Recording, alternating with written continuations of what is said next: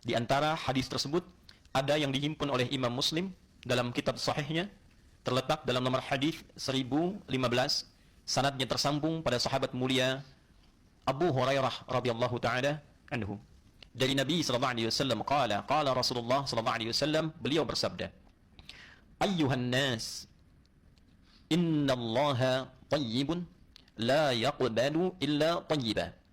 Wa innallaha amara al-mu'minina bima amara bihi al-mursalin. Faqala, ya ayyuhar rusulu, kulu minat tayyibati wa'malu salihan. Inni bima ta'maluna alim. Wa qala, ya ayyuhalladzina amanu, kulu min tayyibati ma razaqnakum washkuru lillahi in kuntum iyyahu ta'budun." ثم ذكر رجلا يطيل السفر أشعث أغبر يمد يديه إلى السماء يا رب فمطعمه حرام ومشربه حرام وملبسه حرام وغذي بالحرام فأنى يستجاب لذلك. رواه مسلم. أيها الناس, satu kali Nabi SAW menyampaikan informasi yang sangat penting, mendalam dan terbuka. Bila ada informasi yang dikhususkan oleh Nabi untuk diketahui, dipahami, diamalkan oleh orang-orang Islam saja, umumnya kata yang digunakan adalah al-mu'minun. Ayyuhal mu'minun, ya ayyuhalladzina amanu. Namun bila Nabi SAW ingin memberikan pesan umum yang manfaatnya tidak hanya dirasakan atau hukumnya tidak hanya berlaku bagi orang Islam saja, tapi bagi manusia seluruhnya, manusia seutuhnya, baik dalam konteks kebaikan hukum dunia yang dikenal dengan sunnatullahi fil kaun, hukumnya berlaku, hukum dunia Allah yang menetapkan. Ada yang berlaku juga hukumnya hukum akhirat, hukum Allah yang berkeadilan luas sesuai dengan hukum yang ditetapkan dengan dimensi dalam ruang dan waktu yang berbeda.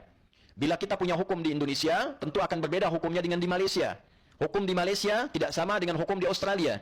Demikian hukum dunia tentu tidak akan sama dengan hukum akhirat. Allah membuat hukum dunia berlaku umum dalam konteks kehidupan keduniaan. Siapa yang bekerja keras, dia berpotensi sukses dan kaya, baik dia beriman atau tidak beriman. Siapa yang belajar dengan serius, sungguh-sungguh, dia akan pintar. Orang Islam tapi tidak serius, tidak sungguh-sungguh dalam belajar, maka berlaku hukum umumnya, belum tentu dia pintar. Tapi sekalipun dia belum beriman, tapi dia mau belajar dengan sungguh-sungguh, tekun dan bekerja keras, maka dia berpotensi akan pintar. Itu hukum yang disebut dengan sunnatullahi fil kaun. Kalimat yang disampaikan untuk menghimpun itu semua, baik hukum dunia secara umum dan berlaku nanti keadilan menyeluruh dalam hukum akhirat, maka disampaikan dengan kalimat ya ayyuhan nas. Ayyuhan nas, wahai seluruh manusia, tanpa kecuali. Ayyu, dia menjadi munada dari kata ya yang mahdzuf, yang hilang, untuk menguatkan hukum. Ha, berfungsi mengingatkan pentingnya hukum. Jadi bila ayyuha bertemu, ini pesan yang disampaikan bukan hanya informasi semata, tapi ada pesan penting yang harus kita ingat. Jadi bila kita terjemahkan dengan detil, ayyuhan nas, wahai manusia, siapapun kau, dimanapun kau berada, ingatlah pesan penting ini. Innallaha tayyibun. Sungguh Allah itu maha baik, maha suci, maha bersih. Wala yaqbalu illa tayyiba. Dan Allah tidak menerima apapun yang sampai kepadanya kecuali dalam keadaan yang baik, bersih dan suci. Hukum berkata, sesuatu yang bersih akan menerima yang bersih lagi. Sesuatu yang tidak baik berpasangan dengan yang tidak baik lagi. Orang-orang yang terbiasa mengonsumsi hal-hal yang tidak baik, maka keluarnya pun kata-katanya tidak baik. Pandangannya pun terbiasa mengarah pada yang tidak baik. Maka hukum ini berlaku, namun kaidah mengatakan laisa kamitslihi syai'. Tidak ada yang serupa sedikit pun dengan Allah Subhanahu wa taala. Hukum pertama yang Nabi katakan terkait hubungan kita dengan Allah. Karena dalam kehidupan, sehebat apapun kita, materi khutbah yang telah berlalu, sekuat apapun kita, sekaya apapun kita, sepintar apapun kita, tetap kita manusia hamba yang butuh Allah. Satu waktu pasti kita akan mengalami keadaan yang memaksa kehambaan kita itu muncul. Untuk mengadukah berdoa, untuk memohonkah, meminta petunjukkah. Nah, bagaimana cara semua yang kita ingin bangun supaya terkoneksi dengan Allah itu berlangsung diterima dengan baik, diterima dengan cepat, diterima dengan mudah? Maka Nabi menyampaikan satu hukum. Innallaha tayyibun. Allah itu maha baik, maha bersih, maha suci, wala yaqbalu illa tayyiba. Dan Allah membuat satu hukum, menetapkan tidak menerima apapun yang sampai kepadanya kecuali yang baik-baik, yang bersih, yang suci. Hadirin, sejenak kita berhenti dulu di pertengahan hadis ini, karena dibuka dengan ayyuhan nas, maka kembalikan ke hukum awal. Allah menetapkan pertama hukum sunnatullahi fil kaun, sunnatullah dalam kehidupan kita. Bahwa dalam kehidupan umumnya kita menerima yang baik-baik, umumnya kita menolak yang tidak baik. Jika ada pencurian, hati kita akan mengatakan itu tidak benar karena tak baik. Jika lisan kita pun bercoba untuk berdusta, hati kita akan menolak. Karena kecenderungan pada kebaikan. Ada fitrah cenderung pada kebaikan. Dan inilah fitrah yang Allah letakkan pada diri kita, yang dengan itu manusia membuat hukum dalam kehidupannya. Kita punya hukum pidana, kita punya hukum perdata. Di tempat negara manapun dibuat sebuah hukum. Apa tujuan hukum? Menjaga agar kebaikan tetap lestari. Setiap ada yang tidak baik, maka ada norma, dasar-dasar hukum yang mengembalikan ketidakbaikan itu kembali pada kebaikan. Untuk itulah kemudian, semua perangkat yang terkait dengan kebaikan-kebaikan itu, maka didesain dengan aturan-aturan. Satu, membuat orang menjadi baik. Dua, hukum terlaksana dengan cara-cara yang baik. Dan dengan itulah siapapun yang terlibat dalam dunia-dunia hukum, baik itu yang melakukan penyelidikan, penyidikan, pengadilan, maka berlakulah ruang-ruang hukum ini. Ketika tidak dipraktekkan dengan hal yang baik, maka akan ada persepsi yang mengembalikan itu kepada nilai-nilai kebaikan kembali. Itu hukum sunnatullahi fil kaun. Jika tidak terlaksana kebaikan itu, dilakukan dengan cara yang tidak baik, diputuskan dengan cara yang tidak baik, maka berlaku hukum saat kembali ke akhirat dengan hukum akhirat. Hukum yang lebih adil lagi, hukum yang mengembalikan kita pada nilai-nilai kebaikan. Untuk apa? Menjaga dan mengingatkan manusia supaya selalu dalam kebaikan dan tampil terhormat. Itulah sebabnya Khatib pernah mengatakan, kenapa ada hukum haram? Dari kata hormat, artinya terhormat. Hukum haram diturunkan untuk menjaga kehormatan kita supaya tidak jatuh di hadapan Allah Subhanahu wa taala. Dilarang mencuri, karena ketika mencuri dengan segala delik dan jenisnya, kecil ataupun besar, kehormatannya pasti akan jatuh di hadapan Allah Subhanahu wa taala, bahkan di hadapan manusia pada umumnya.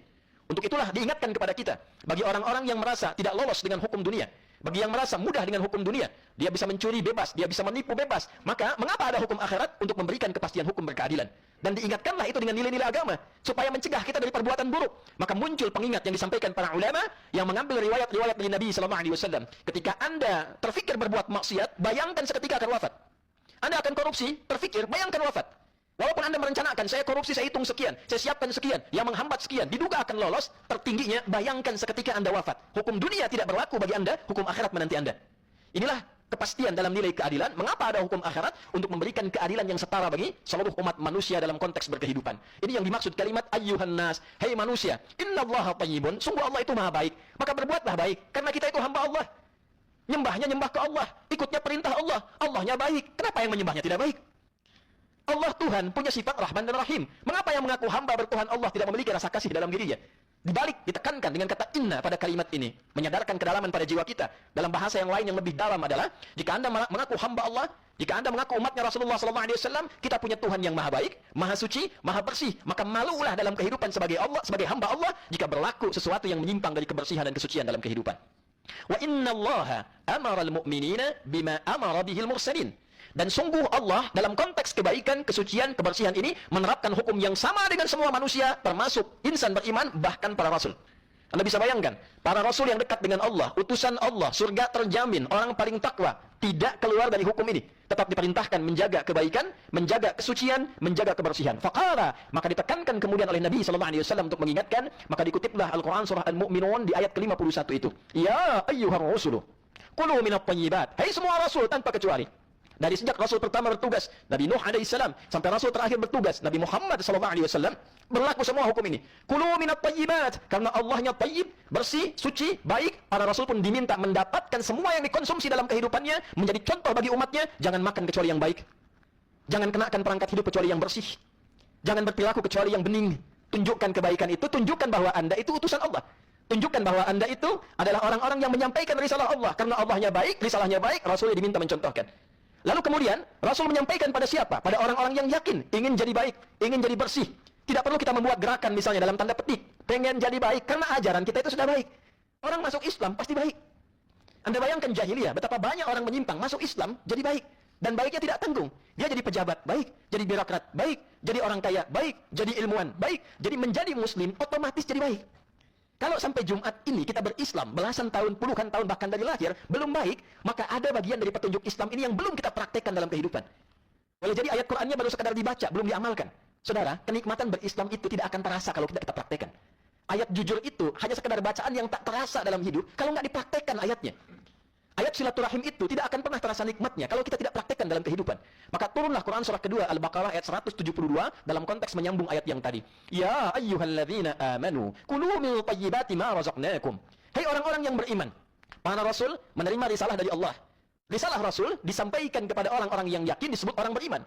Bila Anda termasuk, saya termasuk, kita termasuk orang beriman ini, maka yang kita terima pedoman berkehidupan ini, petunjuk Rasul yang sumbernya dari Allah Subhanahu wa taala.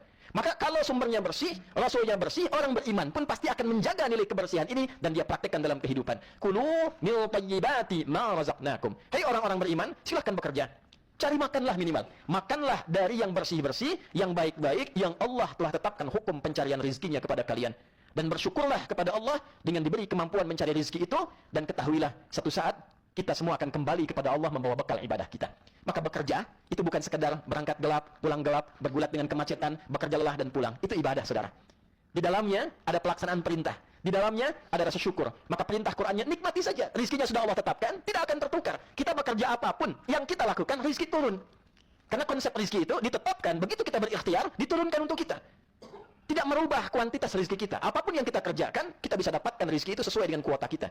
Jadi bila dengan yang baik bisa kita dapatkan, mengapa harus menempuh dengan jalan yang tidak baik? Dan pada akhirnya, kita akan pulang. Pesan terakhirnya, pada akhirnya kita pulang. Pastikan pekerjaan kita jadi ibadah, pastikan perilaku kita jadi ibadah, dan pastikan tanggung jawab kita mudah di hadapan Allah Subhanahu wa taala. Tsumma dzakara rajula. Lalu Nabi mengisahkan tentang seseorang yang tengah berjuang. Di sini titik tekan pada akhir khutbah kita. Yutilus safara, orang ini punya hajat kehidupan. Lalu dia mencoba melakukan perjalanan supaya Allah mempercepat pengabulan doanya. Karena konsep yang pertama di antaranya, orang yang melakukan perjalanan panjang untuk kebaikan, mempercepat terkabulnya doa. Ada riwayat mengatakan orang ini pergi ke Mekah untuk haji, ada riwayat mengatakan untuk umrah, ada riwayat mengatakan untuk talabul ilmi, pergi ke majlis ilmu untuk belajar.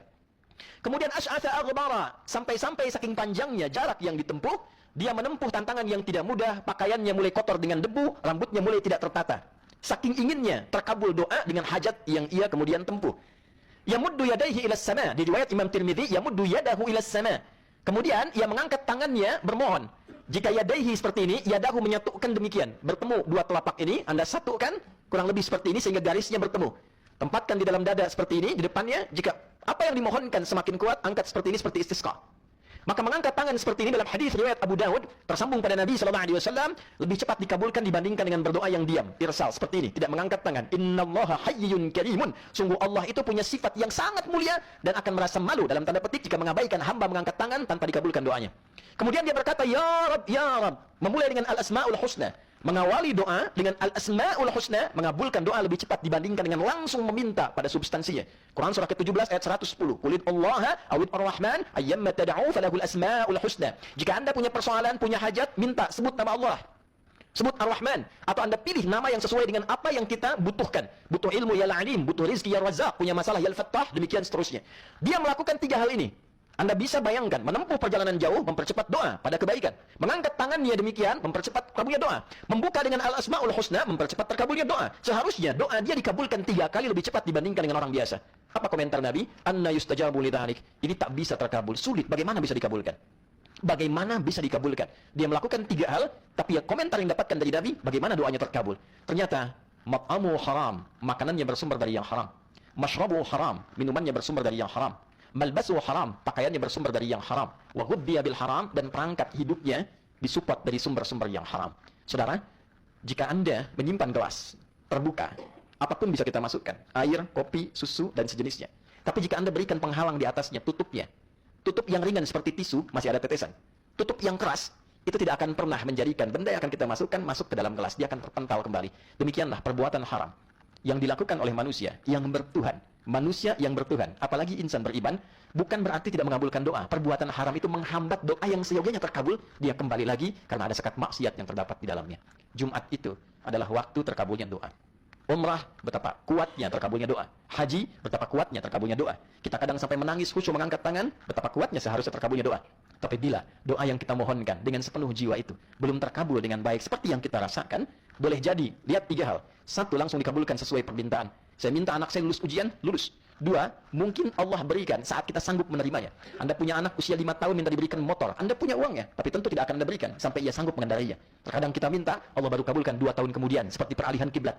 Allah baru kabulkan 3 tahun kemudian, karena diduga disitulah Anda punya kesanggupan untuk menerima anugerah dari pengabulan doa itu. Yang ketiga, terkadang Allah mengganti apa yang Anda inginkan dengan apa yang Anda butuhkan.